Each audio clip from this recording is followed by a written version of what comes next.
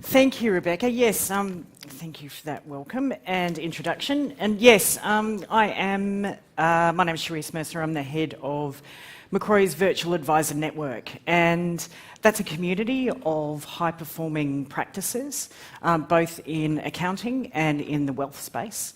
And my team work with them to build sustainable and scalable businesses and to realise some of their growth ambitions.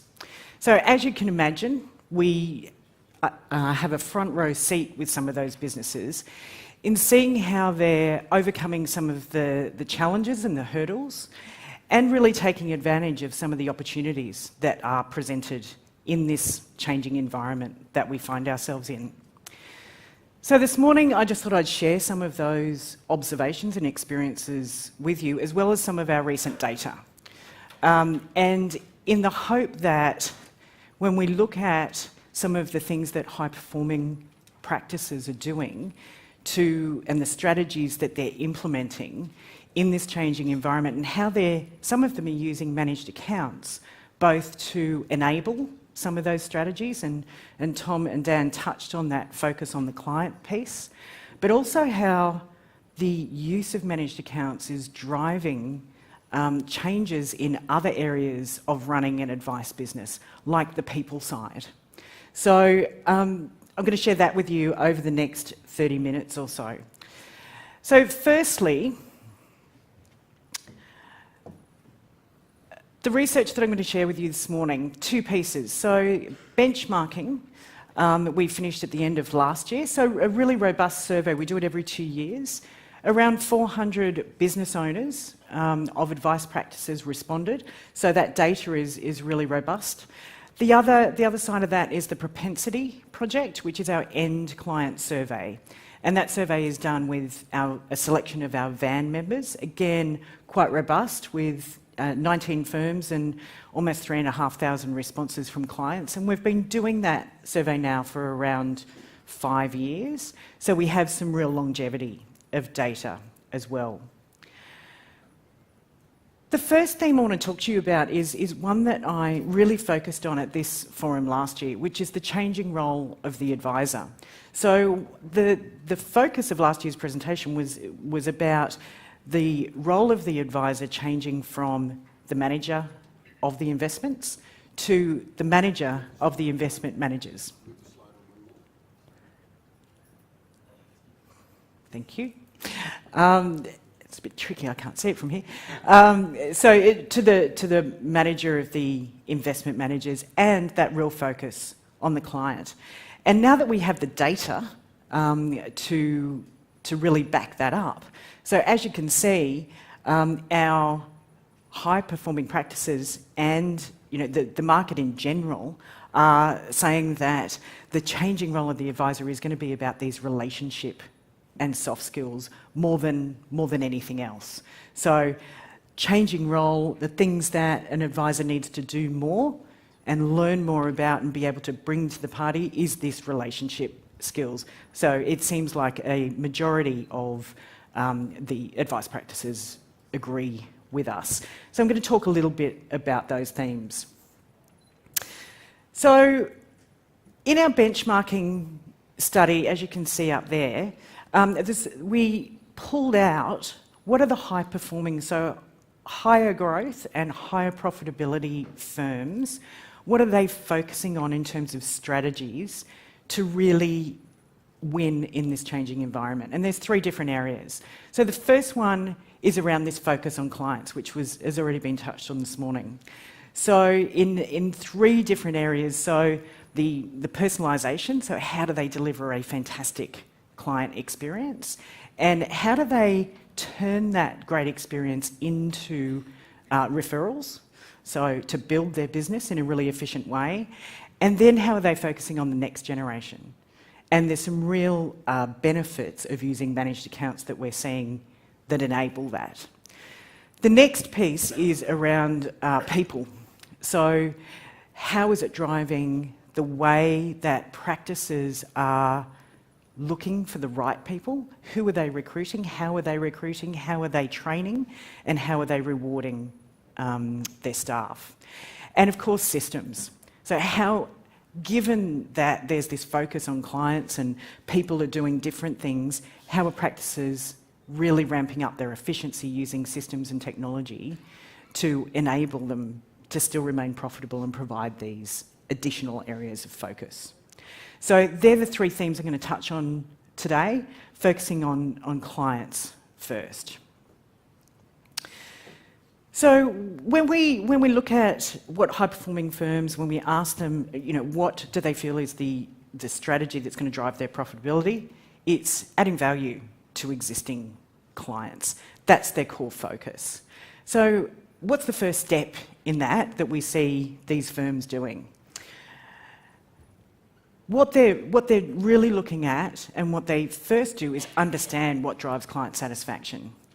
And you can see up there, there's three key parts in the balloons up there that our end client survey tells us is most important when driving satisfaction in a client relationship. And funnily enough, those three things up there have been in the top 5 drivers of satisfaction over the last 5 years. So these things haven't changed. But executing on them is still as difficult as ever. Finding the right people and finding the time to really deliver that client experience in the best possible way is the thing that's holding people back. So those enablers of people and systems that I'll come on to are really key. But firstly, just to dig into each of those a little, what does it mean for that number one up there? Number one driver of satisfaction is that I feel really valued. My business is valued by my advisor. What we really see playing out is that the high-performing practices really get to know and spend more time with their clients. They know them being a single person. They know their families. They know their hopes and their dreams and their values, and what really makes that entire family system tick. So one of the best practices that we see has a mantra with their team where they say, spend another 30 seconds on the phone.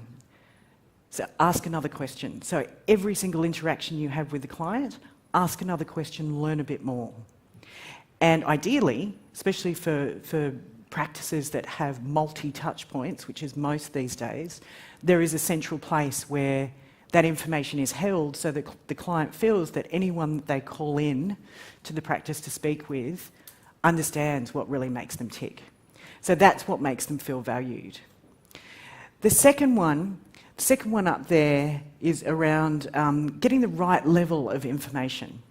So it was interesting, the discussion between Dan and Tom up here about the right level of information and transparency. So this speaks to that, absolutely. So what is really asking all of those questions to understand the level of financial literacy of clients and adjusting your communication to that. So the goal here is, particularly with managed accounts where there is transparency, do the clients actually understand what their strategy is and how it works for them? So another practice that we work with really focuses in on this area and has several levels of information that they give to clients, dependent upon what they're going to understand. So their core mantra is, if the client is walking out of our office and going out to dinner with friends that night, if they can't explain their strategy in their own language, then we've failed. So all of their advisors, at the end of every meeting, go through a process with the client of, so just talk back to me about what you understand that we're doing and let me fill in any gaps for you.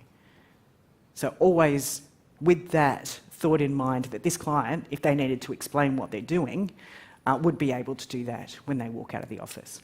So delivering the right level of information and education. And the third piece up there is about being proactive. Several layers to that, but what we're seeing is, number one, with the different implementation going on, less so with managed accounts, but with implementation, make sure the client doesn't wake up in the middle of the night wondering where something's up to. And the other level is about, also relates to this transparency piece. So one of the practices we work with who has implemented managed accounts has a process that if there is a big piece of news or a headline that they look at and they say, you know what, there's a cohort of our clients who are going to be anxious about that headline, they get a communication out within 24 hours. So that proactive communication that, yep, we've seen it, we're on it, it's fine, and here's why, or this is what's going to happen, is really key to making sure that clients are really comfortable, have trust in their advisor, and know that it's being looked after. The other interesting stat up there that we pulled out of benchmarking when we looked at high-performing firms is that more high-performing firms than the average always include the spouse at their meetings. So this isn't about a key decision maker and a set of numbers. It's about a family's goals, hopes and dreams. So they have just rules that there has to be more than one family member in the room so that we get a holistic view of what's actually going to drive the goals of this family, which is kind of interesting. So when we look at, we've looked at, it's fantastic that these practices are delivering a great client experience, but the ones that are, those high-performing practices, are also reaping the rewards when it comes to increasing profitability through existing client referrals. So they're really delivering and then ensuring that they're doing everything to make the most of that advocacy and drive it through to client referrals. So what are they doing in this space? So 3 things. First one, the old chestnut of ensuring that they have their proposition articulated really clearly. So I'm sure anybody that's been to a multitude of conferences has heard this over and over. Doing it is actually much more difficult than it sounds.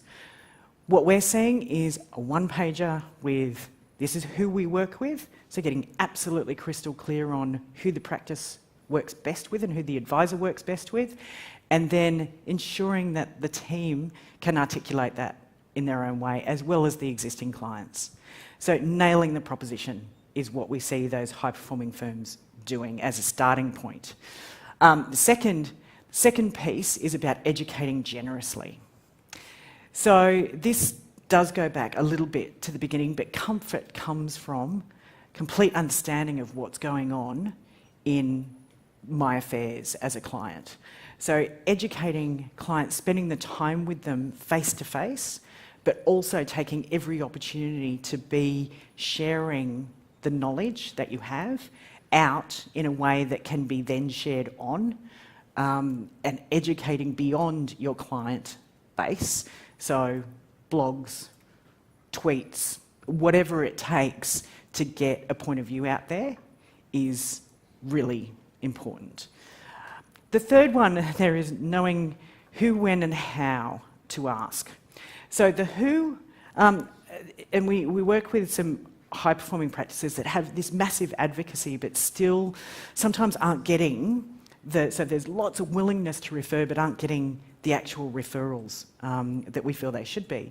When we look at the data about who refers, it's not those that are most satisfied or are most willing, funnily enough.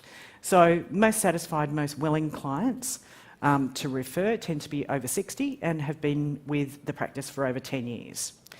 The people that actually refer are those that are between 30 and 45 and have been with the practice 1 to 3 years.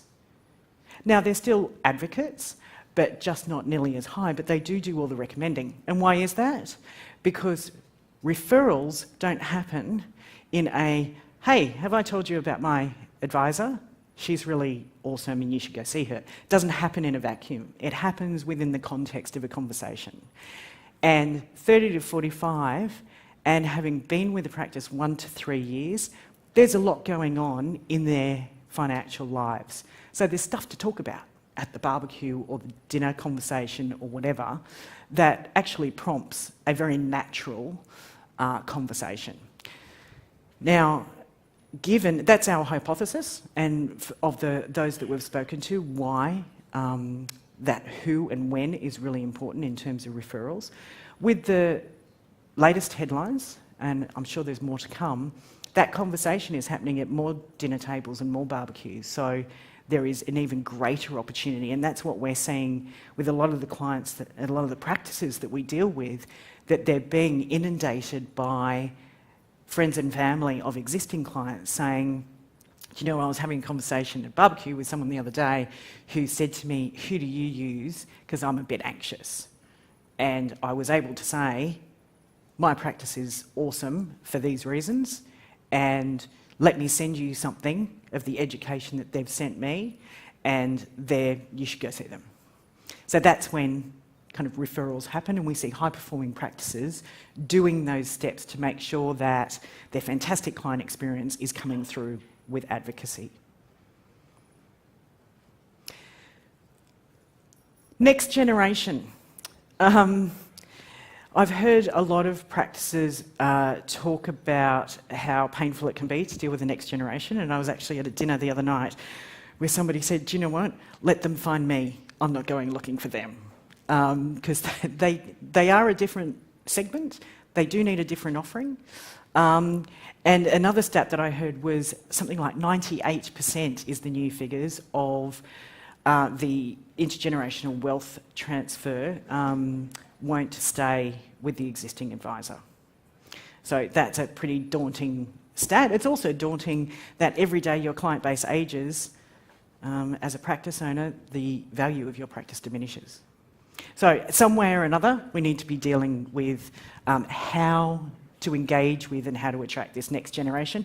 And these high-performing practices are actively going out and engaging the children of their current clients.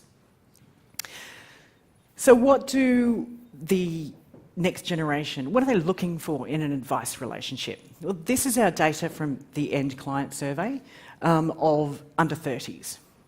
Is the kind of cohort that we've pulled out to have a look at this data.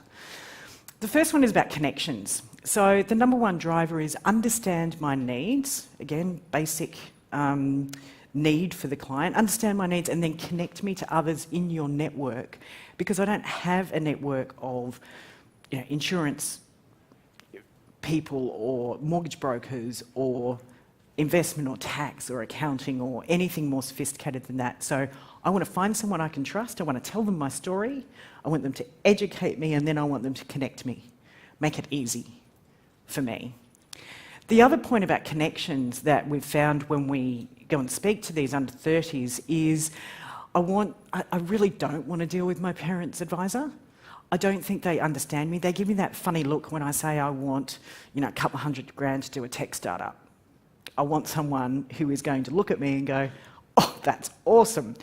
I want someone to understand me. Even if they end up talking me out of it, they're at least coming from where I come from.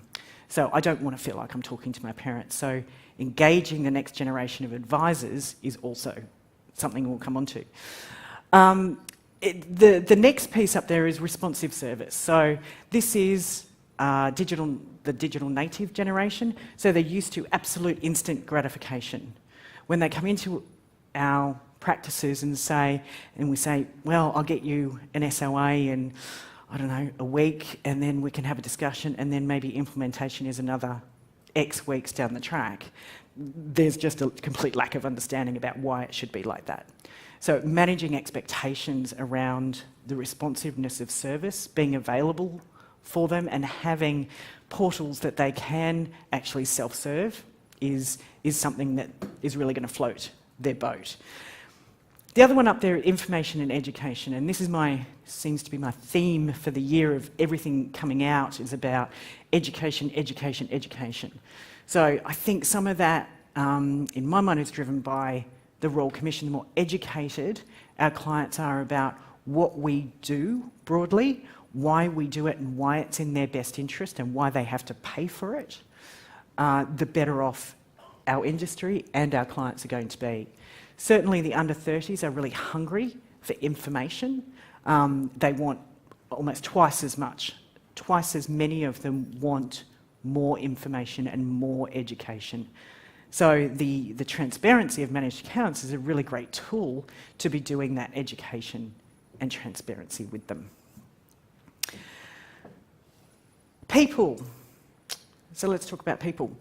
So we've looked at the client space and what high-performing firms are doing in terms of that as a key strategy and how their advisors are spending more time focusing on the client. What does that mean for the people strategies that advice businesses are having to implement?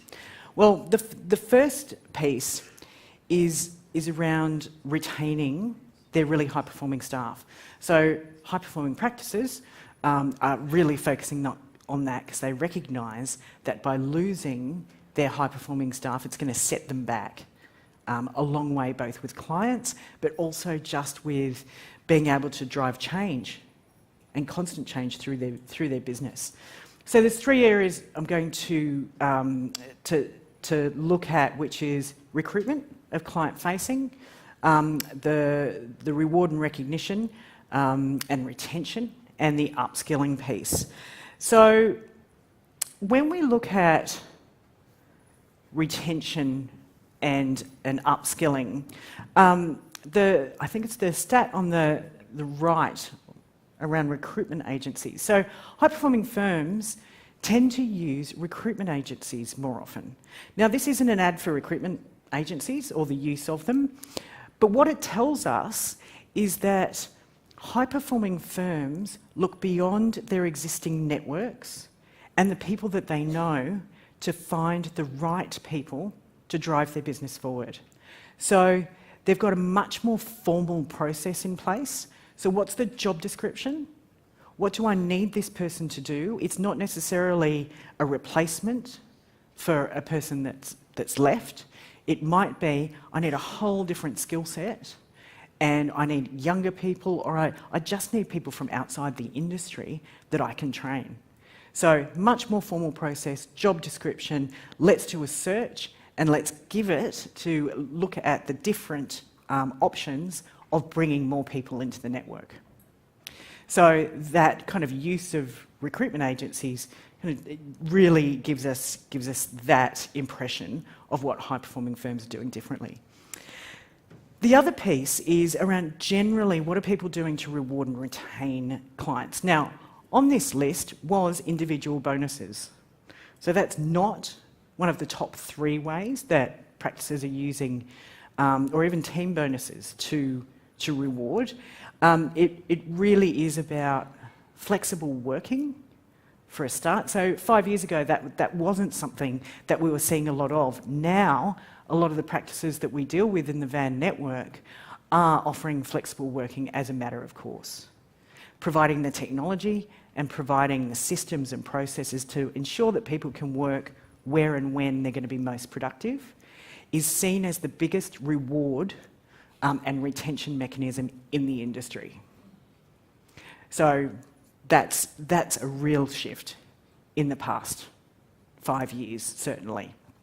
Second one on there is about training, and training being a key area where especially younger advisors are seeing a benefit and a real, and the company's investing in those, and retention becomes a lot stronger.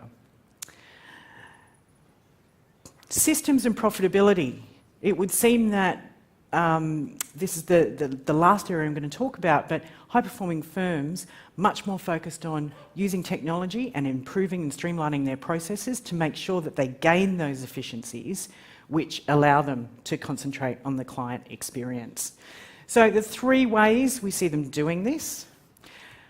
The first one is about impact. So seeing a lot of new technologies popping up, and there's a whole plethora of technologies that do the same thing, different things, complementary things. And what we find some practices doing is going, wow, that's a cool bit of technology, how will I use that? What we see high-performing practices doing is saying, what is the roadblock and the inefficiency in my business that I'm trying to solve? Let's get really clear about the objective and setting the measurement around what this technology is going to do for us, and then go find the right technology to plug that gap. Then they spend twice as much energy integrating it through people and their systems and processes to make sure that they get all the benefit that that technology can bring. And the third thing that they're doing is making sure that their data is in a state, in a really clean state, so that it can flow through the various technology in a really efficient way to drive those efficiencies. One last thing, which is when we had a look in our benchmarking study about which practices were using managed accounts currently, there wasn't a whole lot of difference between the overall cohort and high-performing firms. But as you can see up there, the intention over the next 12 months for more high-performing firms to be using managed accounts is the gap there is huge. So around 24% of high-performing firms intend to implement managed accounts in the next 12 months compared to a much lower benchmark. So just to recap, managed accounts have a really interesting role in driving this real focused strategy on spending more time with the client in delivering a great experience, in turning that into advocacy, and in engaging the next generation. Managed accounts are providing the efficiencies to enable that, and they're also driving the different types of people strategies and the age, the skill set, and what the practices really need those people to be doing to deliver to this key strategy up front. So I hope you enjoy the rest of your day. Thanks for your attention, and enjoy your day. Thanks.